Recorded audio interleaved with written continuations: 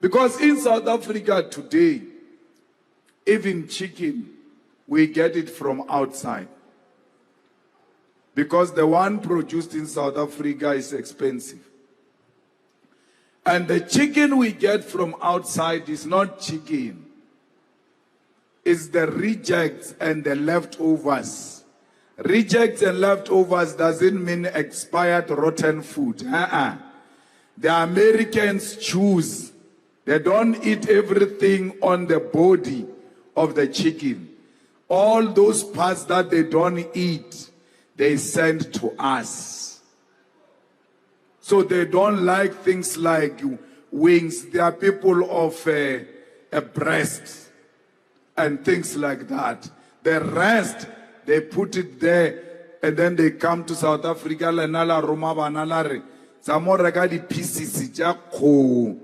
Those are rejects of America. So we become a dumping area because they are rejects which ordinarily they would have thrown them away and not make money out of them. Now they send them to us and make as little money as possible. Whatever amount of money they can make, it's okay, because anyway, we're going to throw it away. That's why they come and sell it cheap here. But the producer of chicken here cannot afford to sell it cheap. As a result, most of the chicken factories in South Africa have closed because we could not protect them. And then we come back and say there are no jobs. So all you need is a decisive leadership that will say no to poverty and hunger, that will say no to landless and homelessness, that will say no to gender-based violence, that will say no to dysfunctional municipalities, because we know that poor service delivery undermines the dignity of our people. I shocked myself to hear this news from the leader of economic freedom fighters. I think this is the bad news, because Africa, there's so many opportunities that Africa we can invest in. There's no need for we Africans to import even a chickens from China. Not only a chicken, even a toothpicks, we import it from the continent.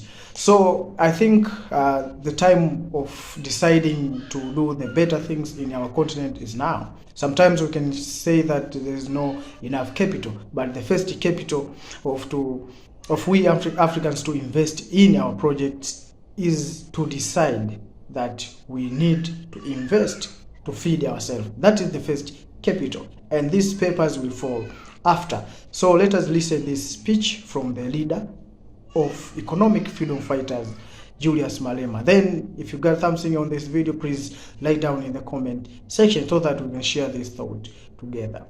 There can never be jobs without manufacturing. And why will there not be a manufacturing?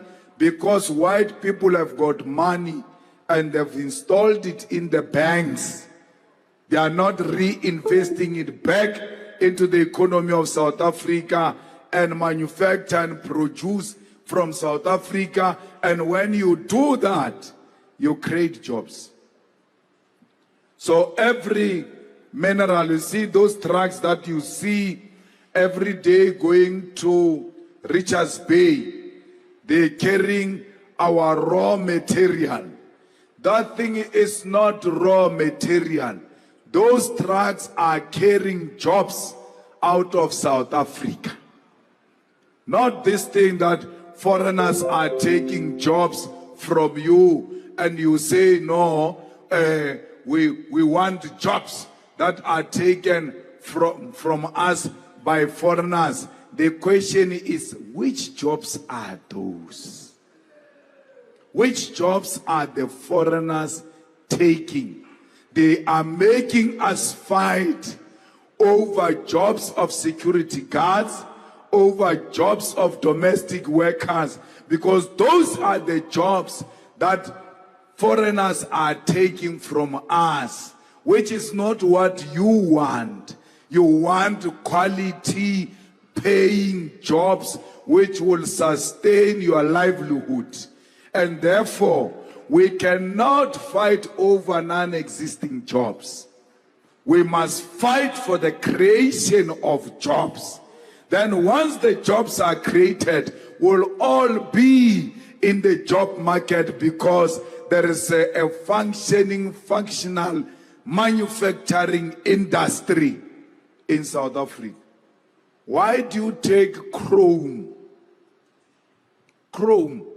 out of South Africa? Because today there's literally nothing you can build in the world without using steel.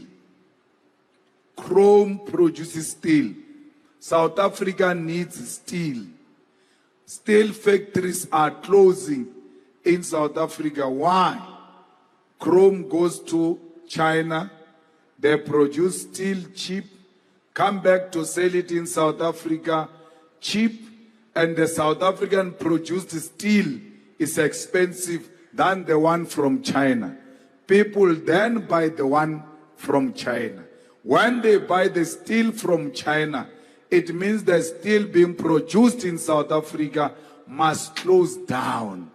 And when the steel produced in South Africa closes down, jobs are lost. There's no problem with getting steel from China. If the steel from China comes into South Africa, they must pay there by the entry point. They must pay 200 rand for a steel to enter. And then the South African steel must be sold for 100 rand. So the one of China is 200 rand. We welcome it. South Africa one is 100 rand. People will opt to buy the South African steel. And when people buy the South African steel, they create more jobs because the demand goes high. That's how you create jobs in South Africa, by protecting your infant industries.